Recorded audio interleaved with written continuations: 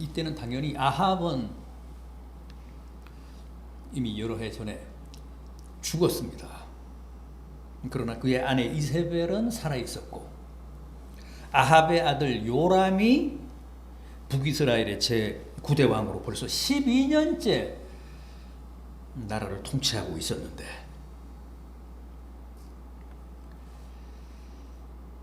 하나님의 명령을 받은 엘리사가 자기의 제자 하나를 길르앗 라못으로 보내면서 길르앗 라못에 가서 예후라는 군대 장관, 북이스라엘 군 사령관에게 기름을 부어서 그를 왕으로 세웁니다.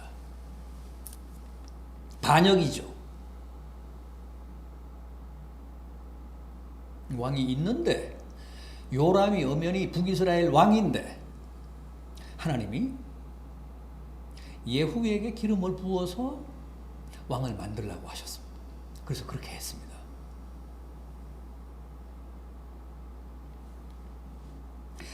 하나님은 왜 그러셨을까요? 이제는 아합의 모든 죄와 특히 아합이 자기 아내 이세벨과 함께 뿌려놓은 모든 우상 문화를 척결하고 북이스라엘을 대대적으로 정화해야 할 필요를 느끼셨기 때문입니다.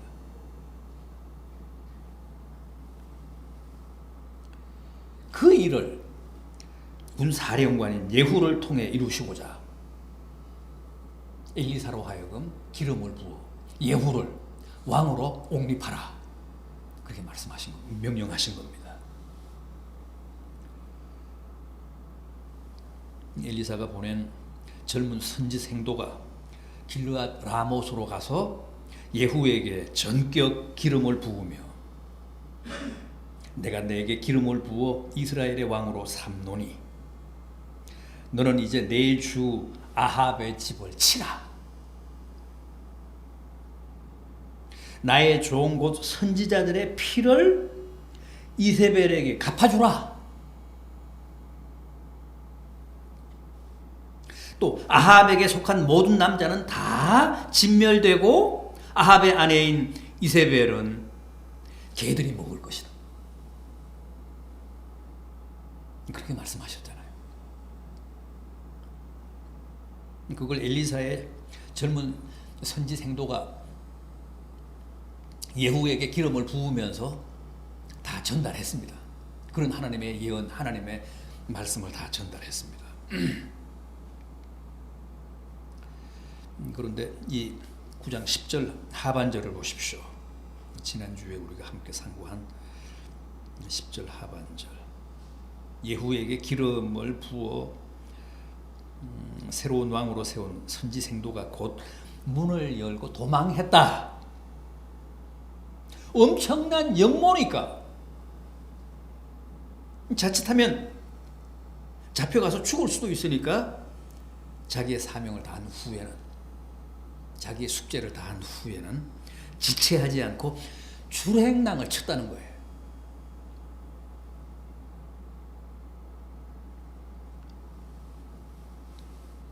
자, 졸지에 엘리사가 보낸 사자를 통해 왕으로 기름 부음을 받은 예후는 결국 그 사실을 자기 참모들과 주변에 있는 사람들에게 공개합니다. 우리가 오늘 함께 본 본문 12절을 보십시오. 무리가 이르되 당치 아니한 말이라. 청하건대 그대는 우리에게 이르라 하니 대답하되 그가 이리 내게 말하여 이르기를 여호와의 말씀이 내가 내게 기름을 부어 이스라엘 왕으로 삼는다 하셨다 하더라. 이어지는 13절입니다. 무리가 각각 자기의 옷을 급히 가져다가 섬돌 위 곧 예후 밑에 깔고 나팔을 불며 이르되 예후는 왕이라.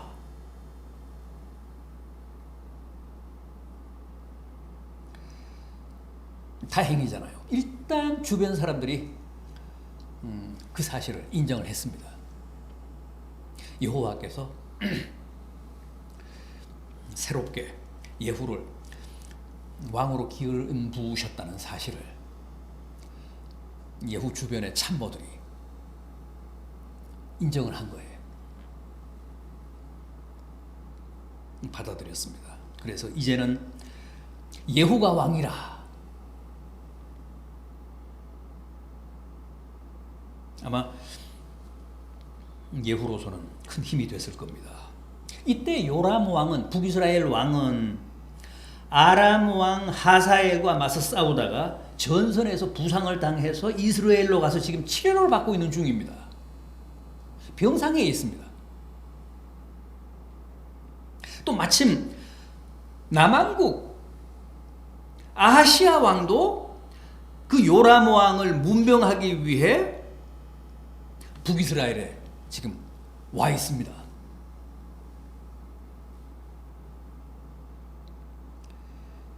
남왕국 유다의 아하시아 왕은 전에 요람 왕의 아버지인 아합 왕과 조약을 맺고 그동안 좋은 관계를 유지해 왔습니다.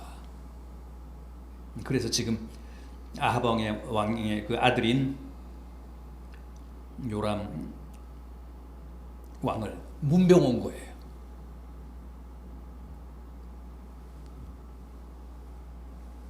부상을 당해서 지금 치료받고 있다. 그러니까 북이스라엘 왕을 남왕국 왕이 지금 문병 온 겁니다.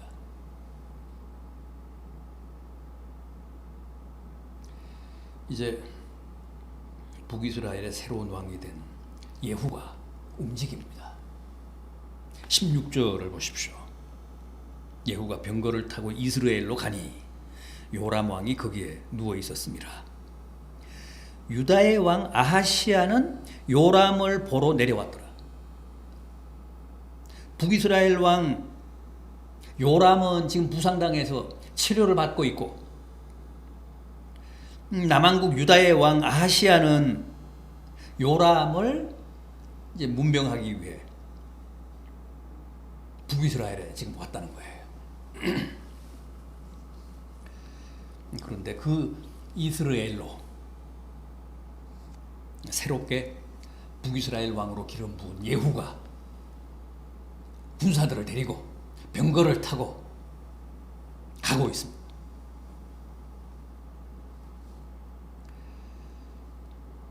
이스라엘 망대의 파수꾼이 관측을 했습니다. 예후가 그의 일행이 저 멀리서 오는 것을 보고 요람 왕에게 보고를 합니다. 그래서 전령을 내보내서 몇 차례 확인을 시도하는데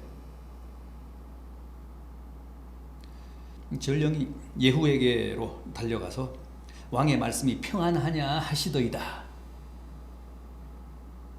그렇게 물을 때마다 예후가 이르되 평안이 내게 무슨 상관이 있느냐? 너는 내 뒤를 따르라. 한 사람도 돌려보내지를 않았습니다. 그럼에도 요람 왕은 저들을 보고 적이라고 생각지 않았습니다. 아군이라고 판단한 거예요.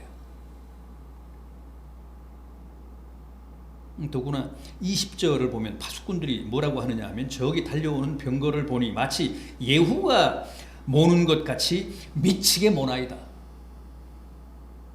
평소 군대 장관이었던 예후의 그 병거 다루는 솜씨가 굉장히 거칠었던 것 같습니다. 아주 미친 듯이 빠르고 급했다는 건데 사실 이것은 예후의 정서, 예후의 성격을 말합니다. 예후는 이렇게 성격이 급하고 과격했어요. 그래서 아마 하나님이 이런 사람을 택하셔서 북이스라엘을 정화하셨던 것 같습니다. 개혁하셨던 것 같습니다.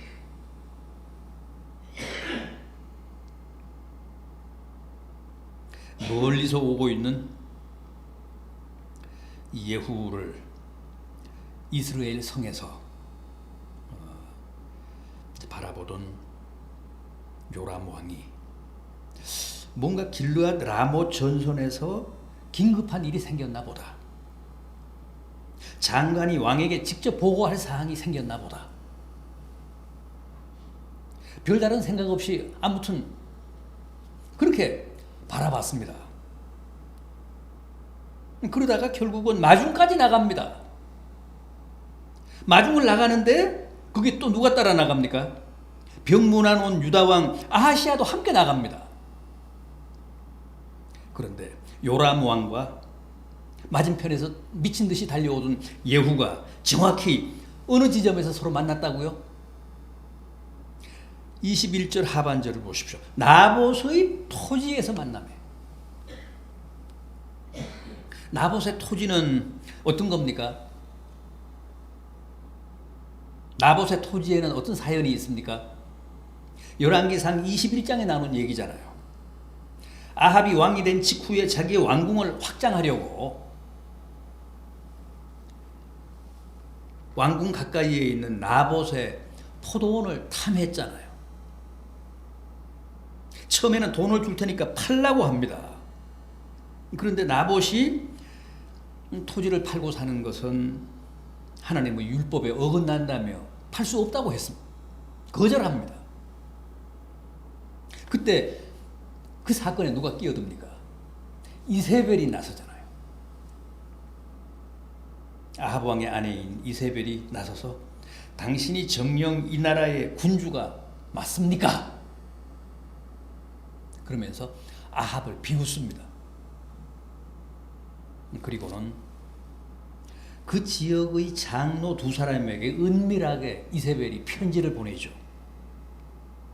나봇을 신성 모독이라는 거짓 죄를 씌워서 돌로 쳐 죽이라고 합니다. 결국 나봇은 이세벨이라는 간교한 이방 여인과 그의 사주를 받은 장로 두 사람, 즉 증인 두 사람의 음모에 의해 돌로 처단을 당합니다. 그리고 그 나봇의 땅은, 나봇의 포도원은 아합이 차지합니다. 그때 하나님이 엘리야 선지자를 아합에게 보내서 뭐라고 하셨죠? 여호와의 말씀이 내가 죽이고 또 빼앗았느냐? 개들이 나봇의 피를 핥은 곳에서 개들이 내 피, 곧 내 몸의 피도 핥으리라. 이세벨에 대해서도 개들이 이스라엘 성읍 곁에서 이세벨을 먹을지라. 아합에게 속한 자로서 성읍에서 죽은 자는 개들이 먹고 들에서 죽은 자는 공중의 새들이 먹으리라. 그렇게 예언하셨습니다. 그렇게 저주하셨습니다. 그런데 바로 지금 아합의 아들 요람이 예후를 맞기 위해 나갔다가 바로 그 나봇의 토지 위에서 예후와 맞닥뜨립니다. 22절 이하를 보십시오. 오늘 우리가 함께 본 본문 22절 이하. 요람이 예후를 보고 이르되 예후야 평안하냐 하니 대답하되 내 어머니 이세벨의 음행과 술수가 이렇게 많으니 어찌 평안이 있으랴 하더라. 요람이 곧 손을 돌이켜 도망하며 아하시야에게 이르되 아하시야여 반역이로다 하니 예후가 힘을 다하여 활을 당겨 요람의 두 팔 사이를 쏘니 화살이 그의 염통을 꿰뚫고 나오매 그가 병거 가운데 엎드러진지라.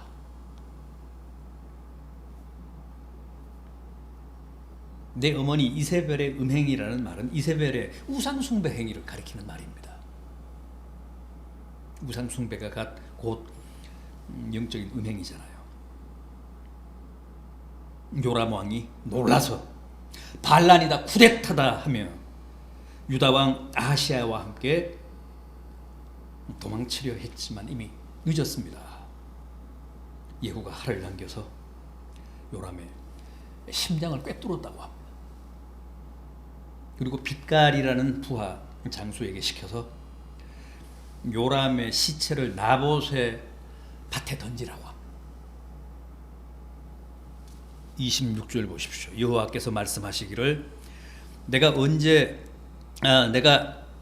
어제 나봇의 피와 그의 아들들의 피를 분명히 보았노라. 여호와께서 또 말씀하시기를 이 토지에서 내게 갚으리라 하셨으니 그런즉 여호와의 말씀대로 그의 시체를 가져다가 이 밭에 던질지니라 하는지라.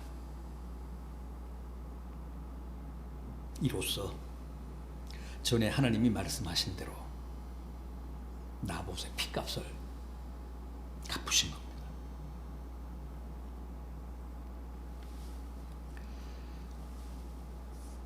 요람을 죽여서 그 시체를 나봇의 밭에 던졌습니다. 그리고 함께 예후를 맞으러 나갔던 남왕국 유다왕 아하시아도 혼비백산에서 도망치다가 그리 멀리 가지 못해서 무깃도에서 죽음을 맞습니다. 그러니까 같은 날 같은 장소에서 북왕국 남왕국의 왕이 다 예후의 활과 칼에 목숨을 잃는 사변이 벌어진 겁니다. 일어난 겁니다. 이제 이세벨 차례입니다. 이세벨은 왕궁 자기 방에서 화장을 하고 있었습니다. 눈을 그리고 머리를 꾸미고 있었다고 합니다. 이미 바깥에서 무슨 일이 벌어졌는지를 다 알고 있었습니다. 죽음을 나름대로 준비했던 거예요. 한때 아합 왕을 앞세워 이스라엘 천하를 호령하고 수많은 선지자들을 체포해서 처형했던 태후 이세벨. 주인을 죽인 너라며 예후의 반역을 비난하는데 31절을 보십시오. 예후를 시므리라고 합니다. 이게 무슨 뜻이죠? 시므리가 예후의 또 다른 이름입니까? 아닙니다. 전에 쿠데타를 일으켰다가 7일 천하로 끝난 실패한 반역의 주인공이 바로 시므리였습니다.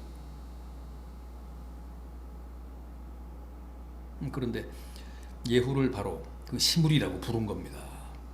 너의 반란도 너의 쿠데타도 전에 시므리처럼 며칠 가지 못할 것이라는 저주입니다. 그러나 하나님의 심판은 예후가 아니라 그 이세벨에게 참혹하게 임했습니다. 32절 이하입니다. 예후가 문에 들어오매 32절 이하. 예후가 얼굴을 들어 창을 향하고 이르되 내 편이 될 자가 누구냐 하니 두어 넷이가 예후를 내다보는지라. 이르되 그를 내려 던지라 하니 내려 던짐에 그의 피가 담과 말에게 튀더라.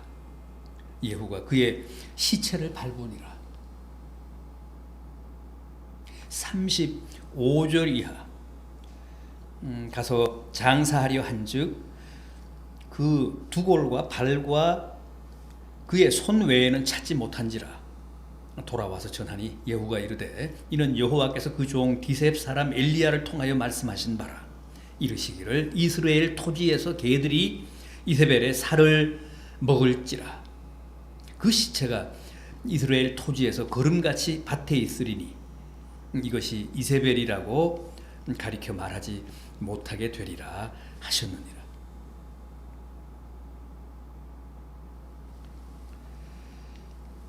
흔히 사람은 잊을 수도 있고 또 이렇게 하겠다 저렇게 하겠다 뭐 약속을 하고도 흐지부지 그냥 넘어갈 수 있지만 하나님의 사전에는 하나님의 공의로우심에는 절대 그런 법이 없습니다. 하나님은 반드시 공평무사하게 공평정대하게 다 짚으시고 다 갚으시고 꼭 결산하십니다.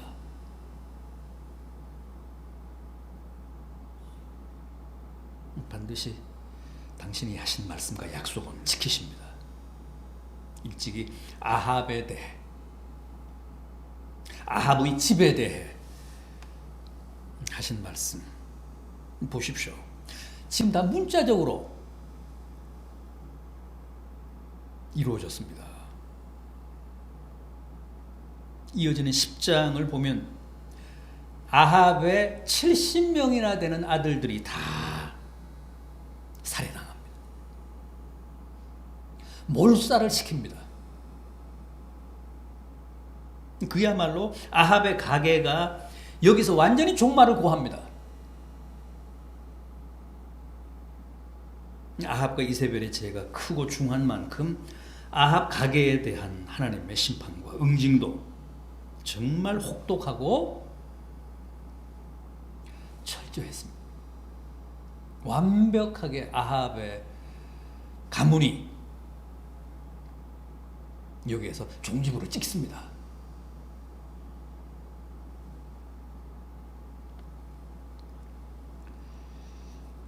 네, 오늘은 여기까지 하겠습니다. 우리 기도하겠습니다.